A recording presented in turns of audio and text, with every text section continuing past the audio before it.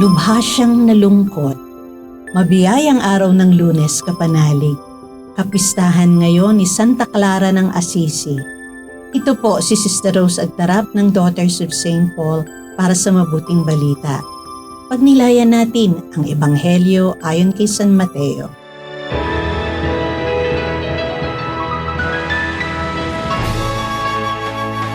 Minsan nang maglakbay si Jesus sa Galilea kasama ang 12, sinabi niya sa kanila, Ibibigay ang anak ng tao sa kamay ng mga tao.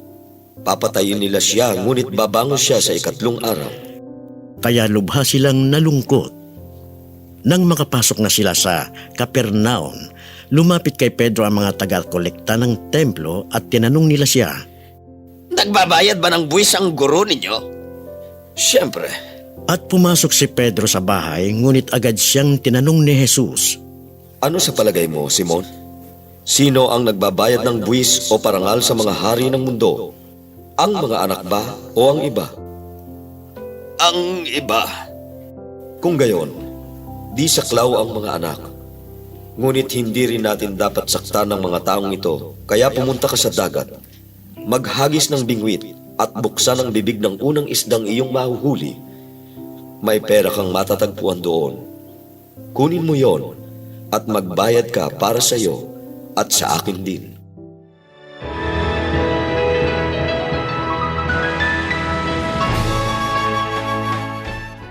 Nagbayad si Jesus ng buwis sa templo kahit hindi naman niya kailangan gawin yon.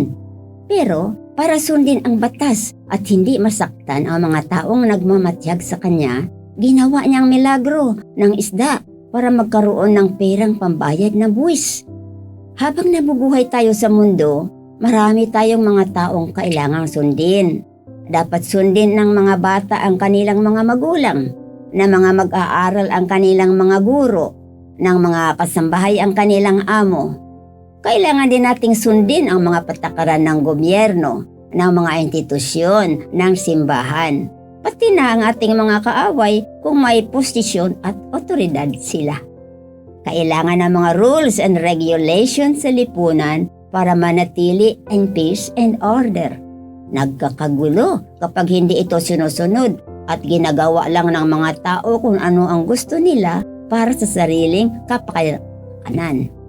Binigyan tayo ng Diyos ng isang dakilang biyaya, ang free will, ang kalayaang gawin ang ating naiisin upang malaya tayong pumili kung ano ang mabuti at gawin kung ano ang makabubuti sa lahat.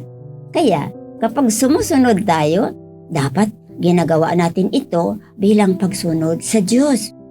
Sa pagbayad ni Jesus ng buwis sa templo, hindi ipinilit ni Jesus ang kanyang karapatan. Basta, gagawin ko kung anong gusto ko dahil ako ang tama. Mas may karapatan ako, kaya ako dapat masunod. Hindi ba madalas ito ang pinagmumulan ng maraming mapapait na away at gulo?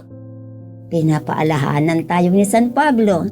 Taglayin ninyo ang mga damdamin na tinaglay din ni Kristo Jesus, na bagaman nasa kanya ang kalikasan ng Diyos, hindi niya inangkin ang matulad sa Diyos. Sa halip ay pinawi ang sarili. Kinuha ang kalikasan na alipin at tumulad sa mga tao.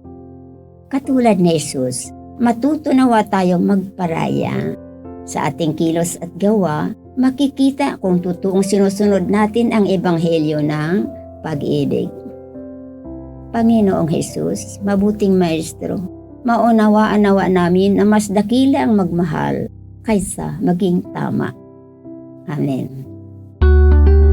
Mga kapanalig, maraming salamat po sa inyong suporta sa aming misyon. Subscribe, like, share, and follow Paulines sa aming social media accounts. Patuloy po kaming humihingi ng inyong tulong upang maipagpatuloy ang programang ito. Maaari po ninyong ipadala ang inyong love offerings at donasyon sa aming donations channels. Makakaasa po kayo na kasamang lagi ang inyong mga intensyon at kahilingan sa aming panalangin araw-araw. Ito pong muli si Sister Rose na nag-aanyaya sa inyong manalangin. Mahal na Birheng Maria, Ina ni Kristo at aming Ina, Ikaw ang pinakamatamis na bunga ng mapanligtas sa tapat na pag-ibig ng Diyos. Iniakyat ka sa langit at doon ay inaawit ang awa ng Ama. Gayunpaman, kaagapay ka pa rin namin sa iyong makainang pagkalinga. O Maria, ina ng simbahan, iniakyat ka sa langit na ating tunay na tahanan at iniluklok bilang reyna sa kanang kamay ng iyong anak. Hinihiling namin ang iyong pamamagitan para sa mga pangangailangan ng aming bayan, nang ang bawat kagandahang loob ay pagpalain at palakasin, ang pananampalataya ay manariwa at mapagyaman, ang pag-asa ay patuloy na maging matatag at maliwanag, at ang pag-ibig ay muling mapukaw at manumbalik ang sigla. Kami ay nagsusumamo, gabayan mo po kami sa landas ng kabanalan.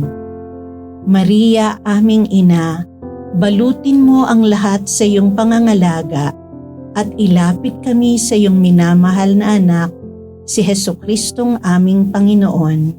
Amen. We are here to provide a new way of communicating and proclaiming the gospel.